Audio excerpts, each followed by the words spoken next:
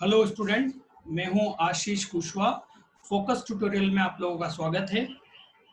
ये video class 12th MP board Hindi medium special Hindi medium के लिए सब्जेक्ट व्यावसायिक अर्थशास्त्र का पहला वीडियो है और ये अध्याय है अध्याय नंबर 1, अर्थव्यवस्थाएं और उसकी समस्याएं। मतलब अर्थव्यवस्था क्या होती है और उसमें क्या समस्या है, उसमें प्रॉब्लम क्या है। ये हमारा पहला अध्याय है और इसका पहला वीडियो। तो हम इसको बात करते हैं। इसके अलावा हमारे और भी वीडियोस हैं जो आप हमारे यूट्यूब चैनल पर देख सकते हैं, फोकस ट्यूटोरियल पर। चलिए ठीक है। तो अर्थव्यवस्था क्या है, ठीक है। सबसे पहले एक हमारे दिमाग में आता है कि देखिए अभी जैसे आप अभी लॉकडाउन पीरियड चल रहा है कोरोना का, है ना। 2020 की बात कर रहा हूँ और ये जो कोरोना का जो लॉकडाउन पीरियड चल रहा है, इसमें हम एक अक्सर सभी के मुंह से या न्यूज़ में ये सुनते हैं कि हमारी अर्थव्यवस्था डाउन हो गई है, हमारी कंट्री की अर्थव्यवस्था डाउन हो गई है, सब ठप पड़ा हुआ है, ये वो, है ना। तो ये अर्थव्यवस्था जो सब लोग इस शब्द का उपयोग करते हैं, इसका मतलब क्या है, इसका मीनिंग क्या है, राइट। तो अर्थशास्त्र यदि आपको समझना है तो पहले अर्थव्यवस्था का मतलब समझना होगा, ठीक है। तो अर्थव्यवस्था क्या है, देखिए मैं आपको एक बार बता दूं कि ये जो चैप्टर में जो हमने पहला टॉपिक लिया है अर्थव्यवस्था, ये आपको बुक्स में, किताबों में दूसरा अध्याय होगा, दूसरा चैप्टर होगा, उसमें मिलेगा। पर हमने इसको पहले लिया है, क्यों? क्योंकि जब तक हम अर्थव्यवस्था को नहीं समझ पाएंगे, हम अर्थशास्त्र को नहीं समझ पाएंगे। अर्थशास्त्र का मतलब होता है अर्थव्यवस्था को समझना। अब जब तक अर्थव्यवस्था को ही नहीं समझा है हमने, हम अर्थशास्त्र को कैसे समझ पाएंगे, ठीक है। तो अर्थव्यवस्था का मतलब क्या होता है, यदि आप इसको अभी देख रहे हैं तो आप 2 मिनट वीडियो को स्टॉप कीजिए और खुद सोचिए कि यार अर्थव्यवस्था का मतलब क्या होगा। हम रोज इस शब्द का उपयोग कर रहे हैं। तो यदि आप इसको देखना चाहते हैं कि यार अर्थव्यवस्था क्या होती है, तो मैं आपसे कहूंगा यूट्यूब पर एक एड है एक्सिस बैंक का, ये मैंने यहाँ पर लिख रखा है उसका नाम, एक्सिस बैंक बढ़ती का नाम जिंदगी 2013। ये आप वीडियो सिर्फ 30 सेकंड का है, 30 सेकंड भी शायद ज्यादा बोल रहा हूँ, है ना। उससे भी कम का ये एक वीडियो है जिसमें अर्थव्यवस्था को बहुत अच्छे से समझाया है। ये एक्सिस बैंक का एक क्या है, वीडियो विज्ञापन है। आप इसको देखें, इसको जरूर देखिए, उसके बाद मेरा वीडियो देखिए। आप खुद कहेंगे कि मैंने बहुत अच्छा वीडियो आप लोगों को सजेस्ट किया है और अर्थव्यवस्था उसमें पूरा समझ में आएगा, ठीक है। तो मैं ये मान के चल रहा हूं कि आप लोगों ने वो वीडियो अभी देख लिया है और फिर से ये मेरा वीडियो देख रहे हैं, ठीक है ना। तो मैं उसको यहाँ पर चला के दिखा सकता था, बट वो कुछ हैंग हो रहा था, कुछ रुक रुक के चल रहा था। तो बेहतर है कि आप उसको वहां पर यूट्यूब पे ही देख लें, ठीक है। देखिए अर्थव्यवस्था का मतलब होता है ये एक ऐसा सिस्टम है, सिस्टम बोलते हैं ना, है ना। सिस्टम का मतलब होता है जहां पर कई सारी क्या होती है, स्टेप होती है। स्टेप मतलब प्रक्रियाएं होती है ना। तो ये एक प्रणाली है, एक ऐसा सिस्टम है, प्रणाली है जहां जो किसी क्षेत्र में फैली हुई है। क्षेत्र में फैली हुई मतलब सर, देखो हम हमेशा अर्थव्यवस्था के साथ में क्या शब्द यूज करते हैं, हम बोलते हैं हमारे देश की अर्थव्यवस्था। अब हमारा देश क्या है, हमारा देश मतलब वो भौगोलिक क्षेत्र, है ना, जिसको हम पूरा मैप बोलते हैं, नक्शा, वो भौगोलिक क्षेत्र में फैला हुआ है, एक प्रणाली है, राइट। उस प्रणाली को हम क्या कहेंगे, अर्थव्यवस्था। सर कैसी प्रणाली, बता रहा हूं। पहले तो ये समझो कि अर्थव्यवस्था किसी क्षेत्र से संबंधित होती है ना। किसी क्षेत्र से संबंधित, बिना क्षेत्र के इस अर्थव्यवस्था का कोई वजूद ही नहीं है। जैसे हम बोलते हैं चाइना की अर्थव्यवस्था, फिर हम बोलते हैं अमेरिका की अर्थव्यवस्था। तो ये किसी क्षेत्र से संबंधित होता है, भौगोलिक क्षेत्र से, ठीक है। अब सर क्या हम ये बोल सकते हैं हमारे मध्य प्रदेश की अर्थव्यवस्था, बिल्कुल हमारे मध्य प्रदेश की अर्थव्यवस्था। मध्य प्रदेश का एक भौगोलिक क्षेत्र है। इवन यहाँ तक कि आप अपने शहर या गांव की अर्थव्यवस्था भी बोल सकते हैं कि आपका कोई गांव है तो उसकी अर्थव्यवस्था। मतलब कि सीधी सीधी बात है, जब भी हम अर्थव्यवस्था शब्द का उपयोग करते हैं कि उसके साथ साथ हम ये किस जगह की अर्थव्यवस्था की बात कर रहे हैं ये हम जरूर बताते हैं। ठीक है, तो यहाँ पर देखिए मैं इसको फिर से समझाऊंगा। एक अर्थव्यवस्था एक प्रणाली है। क्या है? प्रणाली, सिस्टम। सिस्टम बोलते हैं ना, एक प्रणाली है जो एक क्षेत्र में फैली हुई है, किसी भी क्षेत्र से संबंधित हो सकती है ना, जिस क्षेत्र के बारे में बात करेंगे उससे। एक क्षेत्र में फैली हुई है और क्षेत्र में होने वाली गतिविधियों को सामूहिक रूप में अर्थव्यवस्था कहा जाता है। कौन सी गतिविधियों को? ये 4 गतिविधियां। यदि किसी क्षेत्र में उत्पादन हो रहा है, उपभोग हो रहा है, निवेश हो रहा है और विनिमय हो रहा है, ये 4 गतिविधियां, ये 4 क्रियाओं को, इन 4 आर्थिक क्रियाओं को एक शब्द में हम अर्थव्यवस्था बोलते हैं। बात समझ में आ रही है? क्या है कि 4 चीजें बोले, उत्पादन, उपभोग, निवेश, विनिमय, ये बोले, उसके बजाय हम क्या बोलते हैं? अर्थव्यवस्था। हमारे देश की अर्थव्यवस्था डाउन हो गई है, गिर गई है, ठप पड़ गई है। इसका मतलब है कि इन चारों में उत्पादन, उपभोग, निवेश और विनिमय में क्या हो गया है? कमी हो गई है। उत्पादन नहीं हो रहा है, लोग सामान नहीं खरीद रहे, उपभोग, निवेश, लोग पैसा नहीं लगा रहे हैं, और एक्सचेंज नहीं हो रहा है, चीजों की अदला बदली, खरीदी बिक्री नहीं हो रही है। विनिमय का मतलब यहाँ पर है खरीदी बिक्री से, ठीक है ना? विनिमय का मतलब खरीदी बिक्री है। तो ये चारों क्रियाओं में क्या हो गया है? सुस्तपन आ चुका है ना? ये चारों प्रक्रिया क्या हो गई है? डाउन हो गई है। इसी को हम बोलते हैं अर्थव्यवस्था का मंदी में आ जाना, ठप पड़ जाना, गिर जाना। राइट? तो मेरे ख्याल से आपको ये समझ में आया होगा कि अर्थव्यवस्था का मतलब क्या है। जैसे कि आपने इस एड में देखा होगा कि जैसे किसी की सैलरी आती है, वो घूमने निकल जाता है। जब वो घूमने निकलता है तो वो वहां पर खर्चा करता है। जब वो खर्चा करता है तो किसी और की इनकम होती है, ठीक? उसकी इनकम होती है तो वो अपना बिजनेस बढ़ाता है। बिजनेस बढ़ाने के लिए वो ऑर्डर को डबल कर देता है। ऑर्डर जब डबल हो जाता है तो फैक्ट्री वाला क्या करता है? किसी नए व्यक्ति को जॉब पर रखता है। उसको जॉब मिलती है तो वो मकान खरीदती है, मकान खरीदती है तो फिर से वो कारपेट बिछाता है। ये पूरा एक सर्कल, ऐसा गोल चक्र घूमता रहता है। यदि मैं खर्चा करूंगा तो आपकी इनकम होगी, आपकी इनकम होगी तो आप किसी और के लिए इनकम जनरेट करेंगे। ये बिल्कुल चक्र चलता रहता है और इनमें 4 प्रक्रिया होती है: उत्पादन, उपभोग, निवेश और विनिमय। ये 4 प्रक्रिया जब चलती रहती है किसी क्षेत्र में तो हम उसको बोलते हैं ये उस क्षेत्र की अर्थव्यवस्था है। जैसे हम कभी कभार देखते हैं, हम बातें करते हैं कि एक गांव है और उस गांव की अर्थव्यवस्था का मूल स्रोत वहां पर पशुपालन है, मतलब दूध का उत्पादन है। ऐसे आप देखेंगे गुजरात में जहाँ से अमूल आता है ना? अमूल का दूध आता है, राजस्थान। आप वहाँ देखेंगे, वहाँ पर उनका जो सब कुछ प्रक्रिया, उत्पादन, उपभोग, विनिमय में मेन पैसा जो आता है वो कहाँ से आता है? दूध के उत्पादन से। राइट?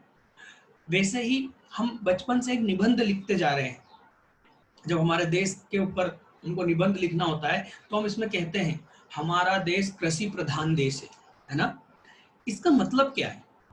इसका मतलब है कि हमारे देश की अर्थव्यवस्था का मुख्य जो स्रोत है, जहां से पैसा आता है, वो क्या है? अर्थव्यवस्था, कृषि है। मतलब कृषि के कारण हमारे यहाँ उत्पादन होता है, उपभोग होता है, निवेश होता है और विनिमय होता है। मतलब हमारी जो अर्थव्यवस्था है वो किस पर निर्भर कर रही है? हमारी अर्थव्यवस्था मतलब ये चारों चीजें किस पर निर्भर कर रही है बेटा? हमारे यहाँ कृषि पर निर्भर करती है। और मैं आपको एक और बात बता दूं, अभी लॉकडाउन पीरियड में आप लोग देख रहे होंगे, ये बात सुन रहे होंगे।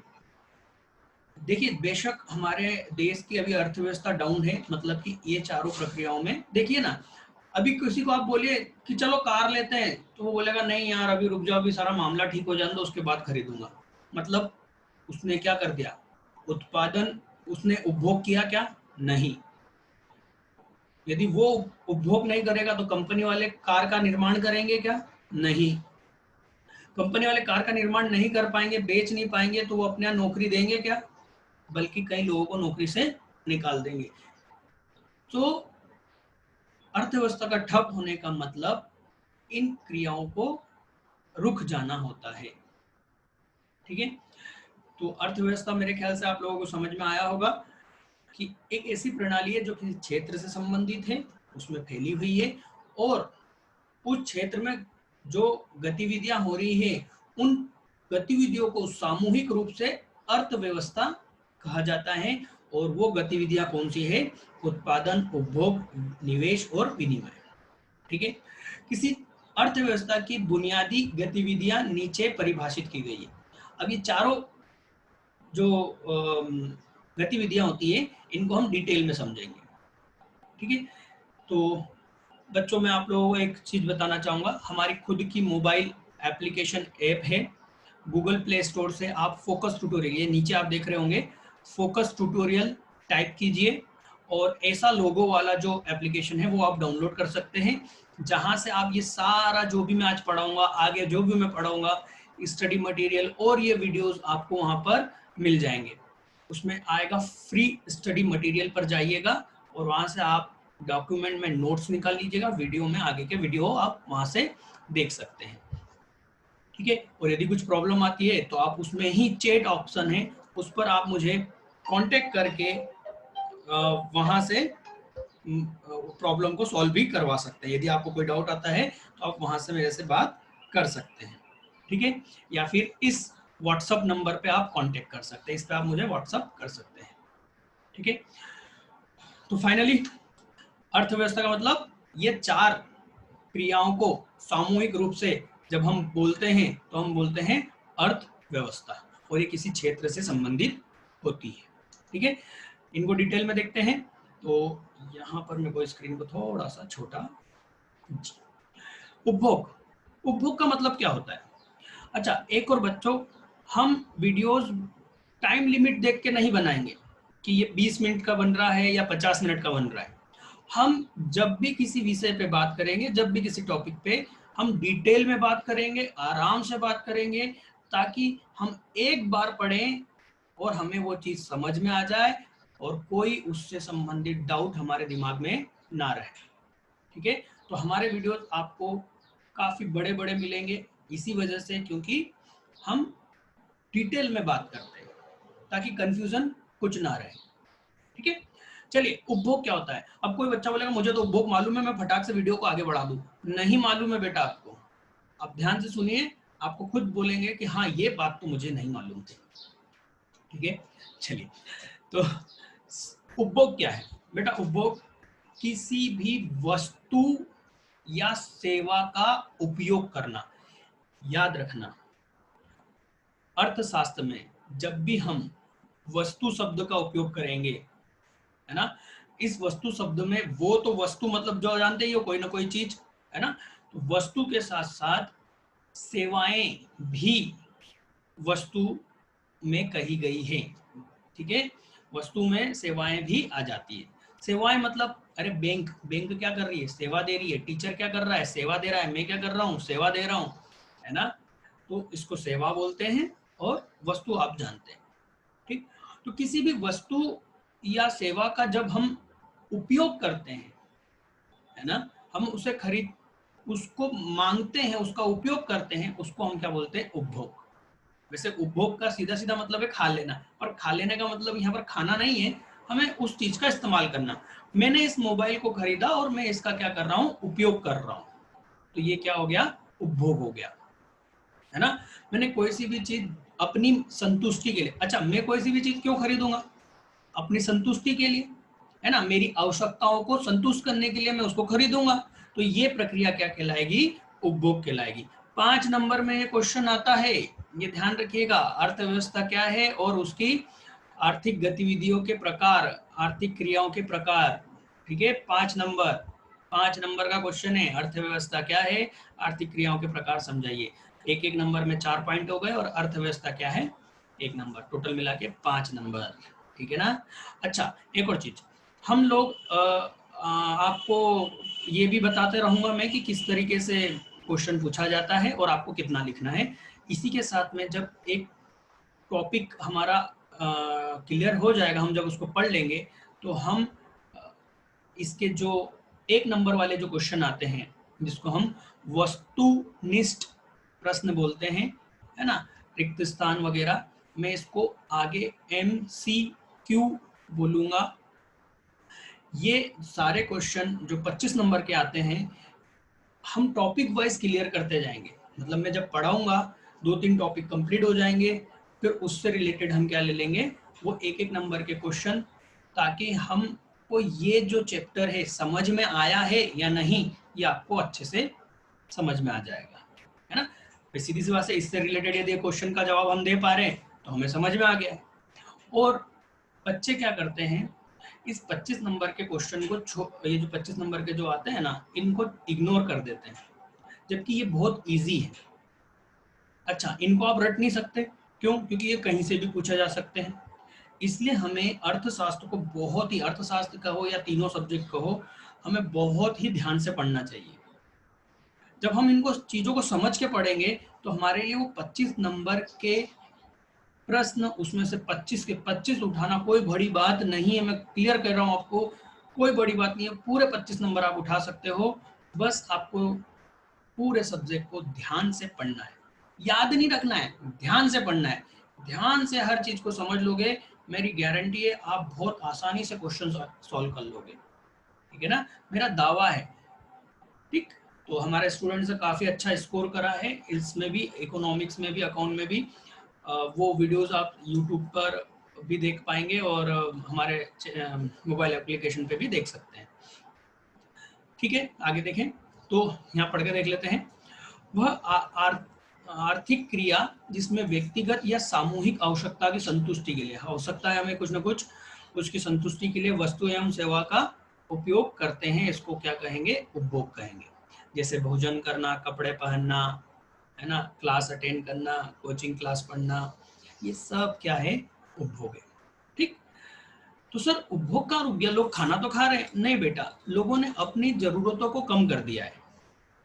ये लॉकडाउन के कारण क्या हुआ, लोगों की इनकम कम हो गई, तो जो लोग प्लान कर रहे थे कोई चीज बड़ी खरीदने का, कोई चीज, तो उन सब में इन्होंने क्या कर दिया, हम लोगों ने कमी कर दी है। तो हमने क्या कहा, उपभोग में कमी आ गई, अर्थव्यवस्था में मंदी आ गई। मंदी आ गई मतलब हम लोगों ने खर्चा करना कम कर दिया है।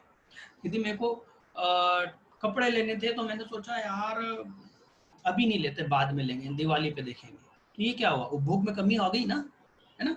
जबकि नहीं, नॉर्मल डेज होते तो मैं वो कपड़े ले लेता, है ना।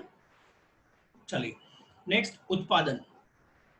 उत्पादन का मतलब, ये सबसे बड़ी बात है कि उत्पादन का मतलब क्या होता है।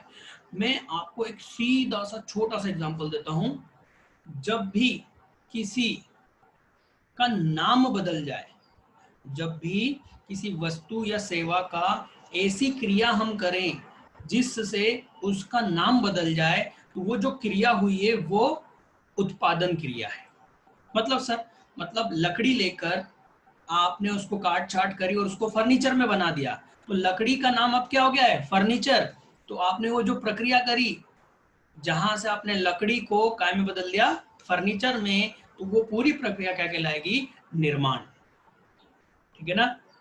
कोको कोला, कोको कोला कैसे बना, उसमें पानी डाला होगा, सोडा डाला और ये सब मिला के क्या कर दिया, उस पानी सोडा को क्या काय में बदल दिया, कोको कोला में, ड्रिंक में बदल दिया। वो पूरी प्रक्रिया क्या हो गई, उत्पादन हो गई। ठीक, तो उत्पादन यहाँ पर वस्तु और सेवा दोनों का उत्पादन होता है। मैं क्या कर रहा हूं, मैं अपने नॉलेज को, है ना, क्या कर रहा हूं, एक सेवा के रूप में आप लोगों के सामने प्रस्तुत कर रहा हूं। ठीक है ना, तो ये भी क्या है, उत्पादन है। मैं ये जो पढ़ा रहा हूं इसको भी क्या बोलेंगे, उत्पादन बोलेंगे। ठीक है, तो जब किसी वस्तु का नाम बदल जाए, राइट, और सेवा, सेवा क्या दिखाई नहीं देती है ना, मतलब उसको महसूस की जाती है। जैसे मैं पढ़ा रहा हूँ, ये आप महसूस कर रहे हैं, तो यहाँ क्या हो रहा है, उत्पादन हो रहा है। राइट, आप फीस पे करेंगे तो ये क्या हुआ, आपने उसको खरीद लिया, मैंने सेवा दी, वो उत्पादन हो गया, आप फीस पे करेंगे, वो विनिमय होगा, वो अपन आगे देखेंगे, इसके अगला पॉइंट है चौथे नंबर का। ठीक है, तो उत्पादन का मतलब होता है वस्तु में उसके मूल्य में वृद्धि कर देना। मूल्य में वृद्धि कर देना मतलब सर, अरे यार लकड़ी थी, लकड़ी को आपने फर्नीचर में बना दिया, लकड़ी आपने मान लो 5,000 की खरीदी थी, अब आपने उसको फर्नीचर बना के 15,000 में बेच दिया, तो 5,000 की चीज कितने में बिकी? 15,000 में ना। तो क्या हो गया? उत्पादन।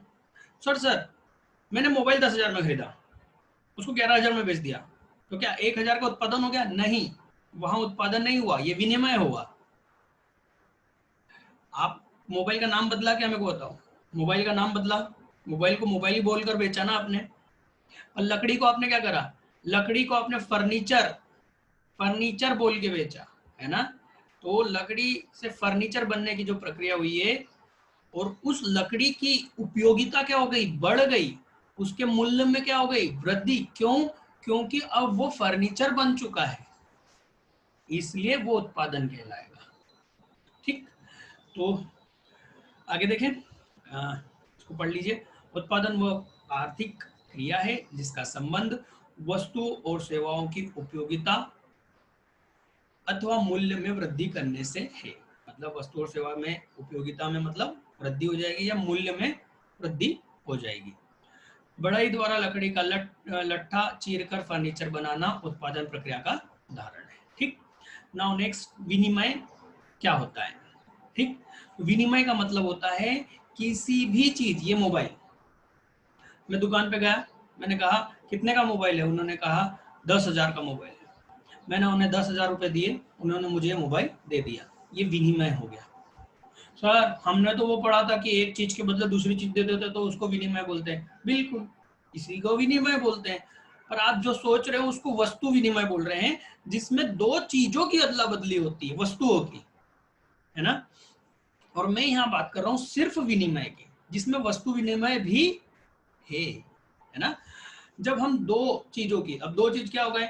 ये मोबाइल और पैसा दोनों एक चीज हो गए, मैंने मोबाइल के बदले पैसा दे दिया, क्या हो गया? विनिमय हो गया। तो जिसको हम क्रय विक्रय बोलते हैं सामान्य भाषा में, उसको यहाँ पर विनिमय कहा गया है अर्थशास्त्र में।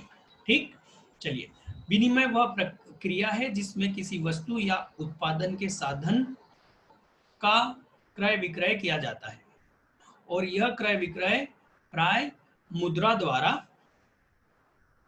किया जाता है। ठीक, विनिमय की इस क्रिया को कीमत निर्धारण भी कहते हैं। ये ध्यान रखना, ऑब्जेक्टिव बन सकता है कि विनिमय की इस क्रिया को कीमत निर्धारण भी कहते हैं। कीमत निर्धारण के दो भाग में बांटा गया है। पहला है कीमत का निर्धारण, वस्तु का निर्धारण करना। ठीक, अभी वस्तु का निर्धारण एक पूरा चैप्टर है बेटा, जहां पर हम ये प्रतियोगिता के इसके बारे में पढ़ेंगे, तो फिलहाल हम इस पे बात नहीं करेंगे। इस चैप्टर में इसका कुछ ज्यादा महत्व है ही नहीं, ये आगे समझ में आएगा, आगे पूरा चैप्टर है, इसलिए मैं यहाँ बात नहीं करूंगा, क्योंकि काफी डिटेल में बात करनी पड़ेगी। ठीक है, इसका दूसरा जो पॉइंट है वो है साधन कीमत निर्धारण करना। ये किसके अंदर देख रहे हैं अपन? ये तीसरे पॉइंट में, विनिमय के अंदर, है ना। जरूरी नहीं है आप लिखो, यहाँ पर ये चीज समझाना जरूरी है, इसलिए मैंने बताइए, आप सिर्फ इतना लिखोगे काम हो जाएगा। ठीक है, तो साधन कीमत निर्धारण करना, सर ये क्या हुआ? बहुत ही आईएमपी पॉइंट है बेटा। यदि किसी बच्चे ने इसको नहीं समझा है तो वो अर्थशास्त्र को नहीं समझ सकता। मैं क्लियर बोल रहा हूँ, ये इतना जरूरी पॉइंट है कि ये नहीं समझा मतलब अर्थव्यवस्था नहीं समझा है, उसने रट लिया है। ठीक है, अब ध्यान से सुनना। साधन कीमत निर्धारण का मतलब है, पहले तो साधन का मतलब क्या होता है, तो याद रखना, ये देखिए, साधन कीमत निर्धारण, है ना, उत्पादन के विभिन्न साधन। जब भी आपको कहा जाए उत्पादन के साधन, उत्पादन के साधन, आपका दिमाग चलना चाहिए कि मैं चार चीजों के बारे में बात कर रहा हूं। अर्थशास्त्र इन आगे की चार चीजों के बारे में एक शब्द उपयोग करता है, उत्पादन के साधन या सिर्फ साधन। और वो किन के बारे में बात कर रहा है? वो चार चीजों के, वो ये रही, भूमि, श्रम, पूंजी और उद्यमी। ये चार चीजों के बारे में बात कर रहा है। जब भी अर्थशास्त्र में उत्पादन के साधन की बात की जाए या सिर्फ साधनों की बात की जाए तो आपके दिमाग में 4 शब्द आने चाहिए। पहला है भूमि, दूसरा है श्रम, तीसरा है पूंजी और चौथा है उद्यमी। अब ये क्या होते हैं इनको डिटेल में समझो। क्योंकि अर्थशास्त्र ये मानता है कि यदि हमें उत्पादन करना है ना, तो हमें 4 चीजों की जरूरत होगी। पहला तो जमीन, भाई कहीं ना कहीं जमीन तो चाहिए। ये मैं अभी आपको पढ़ा रहा हूँ, सेवा का उत्पादन कर रहा हूँ, हवा में बैठ के तो नहीं कर रहा हूँ ना, कहीं ना कहीं जमीन तो है तभी कर पा रहा हूँ, है ना। तो भूमि, भाई मैंने यह मान लो ऑफिस ले रखा है, इसका किराया देना पड़ेगा मेरे को, है ना। तो भूमि हो गया। दूसरा क्या हो गया, इसको हम बोलेंगे लैंड, ठीक है ना। इंग्लिश में याद रखो क्योंकि मैं कई बार आगे थोड़ा सा इंग्लिश में बोल सकता हूँ, तो उसको याद रखना। भूमि, लैंड। श्रम, श्रम मतलब लेबर, मीन्स ये मैं जो क्या कर रहा हूँ, श्रम कर रहा हूँ ना, मैं एक तरह से यहाँ पर क्या हूँ, लेबर हूँ। मेरे को बताइए, क्या कोई फैक्ट्री बिना लेबर के या बिना कर्मचारियों के कोई फैक्ट्री, क्या कोई उत्पादन हो सकता है क्या? नहीं ना। भाई वो फर्नीचर बनाने वाला बढ़ई भी तो क्या कर रहा है, श्रम ही तो कर रहा है, कर्मचारी, राइट। तो कर्मचारी का यहाँ पर मतलब है मजदूरी या मजदूर या कर्मचारी, सभी आ गए यहाँ पर श्रम में, ठीक है। तो श्रम की श्रम, ठीक। तीसरा हो गया पूंजी। पूंजी मतलब, अरे आपने सर अकाउंट में हमने पढ़ा है पूंजी, बेटा अकाउंट में जो आपने पूंजी पढ़ा है और ये पूंजी में अंतर है। अकाउंट में पूंजी हम उसको बोलते हैं जो मालिक ने अपने बिजनेस में लगाया है, राइट। यहाँ पर पूंजी का मतलब होता है वो बाहरी पैसा, वो सारा पैसा जो बिजनेस के बाहर से लगाया गया है मालिक ने, और जो भी लोन के रूप में लिया गया है, ऋण लोन के रूप में जो भी पैसा लिया गया है उसको हम क्या बोलते हैं, पूंजी बोलते हैं, ठीक। किसको पूंजी बोलेंगे यहाँ पर, जो भी पैसा बिजनेस के मालिक या बिजनेस के मालिक साथ साथ जो उधार पैसा लिया गया है, लोन लिया गया है, उसको हम यहाँ पूंजी कहेंगे, ठीक है। उद्यमी का मतलब क्या है, ये चौथा पॉइंट है। ये मैं इसलिए आराम से पढ़ा रहा हूँ, ये बहुत जरूरी है, आराम से समझे। उद्यमी, उद्यमी मतलब बिजनेसमैन, जिसको हम सामान्य भाषा में क्या बोलते हैं, बिजनेसमैन। मतलब वो बिजनेस करने वाला वो व्यक्ति, उसने जिसने क्या करा है, ये रिस्क ली है। देखो हम नौकरी क्यों करना चाहते हैं, हम नौकरी इसलिए करना चाहते हैं क्योंकि हम बिजनेस में रिस्क नहीं उठाना चाहते, राइट। तो जो व्यक्ति बिजनेस में रिस्क उठाता है उसको हम क्या कहते हैं, उद्यमी। मतलब वो क्या कर रहा है, अपने पैसों को दांव पे लगाता है ना, बिजनेस करके रिस्क ले रहा है ना, तो उसको क्या कहा जाता है, उद्यमी, ठीक। तो सर मालिक और उद्यमी अलग अलग है क्या? नहीं। मालिक जब पैसे को लगाता है तो वो उस पर ब्याज चाहता है। मैं अभी बताता हूँ डिटेल में। देखिए अब ये जो चारों साधन हैं उत्पादन के, ये चारों साधन कुछ न कुछ अपनी कीमत चाहते हैं। साधन, कीमत, है ना। जैसे भूमि, तो उस पर आपको क्या, उसका क्या किराया देना पड़ेगा, जिसको यहाँ लगान बोल रहा है ना। किराया, रेंट, जिसको हम क्या बोल रहे हैं, लगान। तो भूमि को क्या देना पड़ता है, रेंट देना पड़ता है। कोई व्यक्ति हमारे यहाँ श्रम कर रहा है, नौकरी कर रहा है, तो हम उसको क्या देते हैं, सैलरी या मजदूरी, ठीक। क्या फ्री में काम करेगा? नहीं। क्या हम बैंक से जो पैसा लाएंगे फ्री में लाएंगे? उस पर हमको क्या देना पड़ेगा, ब्याज। तो जो बिजनेसमैन होता है, जो अपना वो पैसा लगाता है, वो ये सोचता है कि मैं जो भी पूंजी लगा रहा हूँ उस पर मेरे को ब्याज चाहिए, क्योंकि मैं यदि उसको बैंक में रखूंगा तो मेरे को ब्याज मिलेगा ना। तो वो बिजनेस में जब उस पूंजी को लगाता है तो उस पर क्या वो चाहता है, ब्याज चाहता है, इसलिए पूंजी पर ब्याज, ठीक। और वो खुद बिजनेसमैन, क्योंकि वो इतनी रिस्क ले रहा है ना, खतरा जोखिम उठा रहा है, इसके लिए वो क्या लेता है, लाभ। तो बिजनेस में जो लाभ होता है वो क्या होता है, बिजनेस का, बिजनेसमैन को पुरस्कृत किया जाता है, मतलब इनाम के तौर पे लाभ मिलता है। तो 2 मिनट में फाइनल कर लें इसको, बात को। भूमि को किराया लगता है, लगान, उसकी कीमत है। श्रम की कीमत मजदूरी है। पूंजी की कीमत ब्याज है। और उद्यमी कोई व्यक्ति बिजनेस करने की जो रिस्क लेगा, क्यों लेगा, क्योंकि वो क्या चाहता है, लाभ चाहता है। तो उत्पादन के 4 साधन हो गए और इन उत्पादन के 4 साधनों की कीमत हमने बता दी कि इनको क्या चाहिए। ठीक है, ये ध्यान रखना, इसी को साधन कीमत निर्धारण कहते हैं। पूरा इकोनॉमिक इस पर डिपेंड करता है। आगे जब भी हम बोले उत्पादन के साधन, आपके दिमाग में फटाफट आना चाहिए क्या? भूमि, श्रम, पूंजी, उद्यमिता। उद्यमी उद्यमिता एक ही है, ठीक है। और इनकी कीमत किराया, मजदूरी, ब्याज और लाभ, ये फटाफट दिमाग में आएगा, तभी आप इकोनॉमिक्स को समझ पाओगे। ठीक है, तो यहां पर ये आखिरी पॉइंट है निवेश, तो इसको भी समझ लेते हैं, बस 2 मिनट में इसको कंप्लीट कर लेंगे। निवेश, इन्वेस्टमेंट, इंग्लिश में क्या कहेंगे? इन्वेस्टमेंट। अब सामान्य तौर पे हम इन्वेस्टमेंट का मतलब ये निकालते हैं कि यदि हमने कोई असेट खरीद ली तो हम बोलते हैं हमने क्या करा? इन्वेस्टमेंट करा।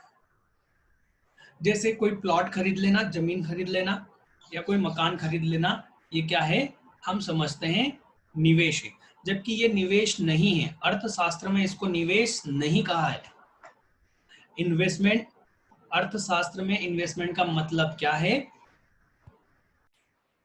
मतलब है कि ऐसा पैसा लगाना ताकि जिससे दूसरों की इनकम भविष्य में बढ़े। मतलब कि कोई बिजनेस करना बेटा, बिजनेस को जब हम चालू करेंगे तो हम क्या कहेंगे? हमने क्या करा? निवेश करा। ठीक है। दूसरा, उससे हमारी और दूसरों की इनकम हो, है ना? ऐसा पैसा खर्च करना जिससे क्या हो? हमारी और दूसरों की इनकम बढ़े, उसको हम क्या कहेंगे? निवेश करना। अब ये निर्भर करता है कि आपने क्या खरीदा है। तो 2 तरह की वस्तु होती है, एक पूंजीगत, ये देखेंगे आप, यहाँ सामने दिख रहा है पूंजीगत वस्तु, और दूसरा होता है उत्पादन, सॉरी, उपभोग वस्तु। अब इनमें क्या अंतर होता है, ध्यान से समझना।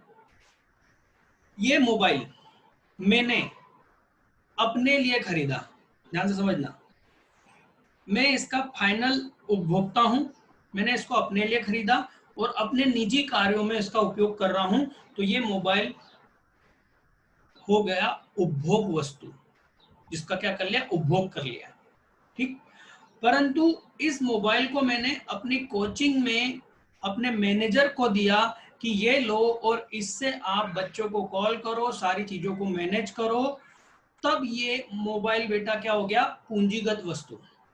क्या बात कर रहे हो सर, चीज तो वही है। हाँ, वस्तु अलग नहीं होती, उपभोग वस्तु और पूंजीगत वस्तु में कोई अंतर नहीं होता है। इसका उपयोग कौन कर रहा है? यदि इसका उपयोग बिजनेस में हो रहा है तो हम कहेंगे हमने निवेश करा। पूंजीगत वस्तु में क्या करा? निवेश। क्यों? क्योंकि इससे इनकम होगी।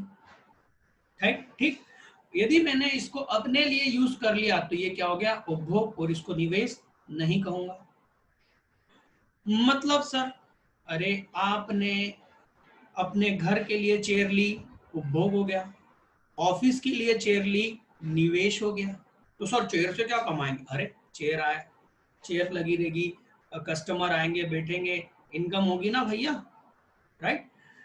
तो आपको समझ में आया निवेश का मतलब क्या हुआ? हम अकाउंट में प्लाट को खरीद लेते हैं, बिल्डिंग को खरीद लेते हैं और उसको निवेश बोलते हैं, जबकि यहाँ अर्थशास्त्र में निवेश का मतलब थोड़ा सा बदल जाता है। हमारी इनकम होना चाहिए या हमारे द्वारा किसी और की इनकम, तो उसको हम क्या कहेंगे? वो हमने निवेश करा। ठीक है, प्लॉट या बिल्डिंग खरीदना निवेश नहीं होगा। वो बिल्डिंग का उपयोग कहाँ हो रहा है? उस प्लॉट का या बिल्डिंग का उपयोग बिजनेस में हो रहा है तो वो निवेश है। निजी प्रयोग के लिए है तो वो निवेश नहीं है। यहाँ देखिए, जैसे उदाहरण दिया हुआ है, कपड़े सीने की सिलाई की मशीन का उत्पादन, है ना? मशीन का उत्पादन करना क्या होगा? निवेश होगा। ठीक है। अब वो कपड़े सिलने वाली मशीन को मैं अपने घर पे यूज करने के लिए ले आया तो वो उपभोग हो गया। ठीक। परंतु यदि हमने रेडीमेड गारमेंट की, कपड़े सिलने की दुकान डाली, कंपनी डाली, तो उसमें ये जो कपड़े सिलने की मशीन लाए, ये क्या होगी? पूंजीगत वस्तु होगी और ये कहलाएगा निवेश। ठीक। ये खत्म हुआ। यहाँ पर इसको पढ़ लेते हैं।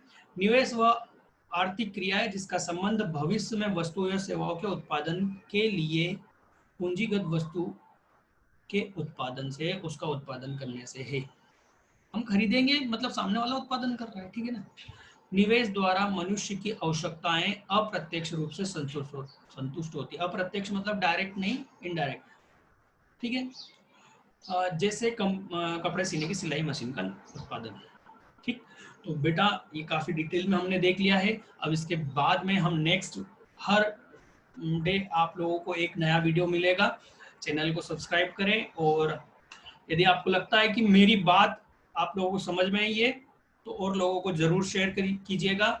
और मोबाइल एप्लीकेशन यदि आप डाउनलोड कर लेंगे तो वो काफी अच्छा रहेगा आप लोगों के लिए। तो आज के लिए बेटा धन्यवाद।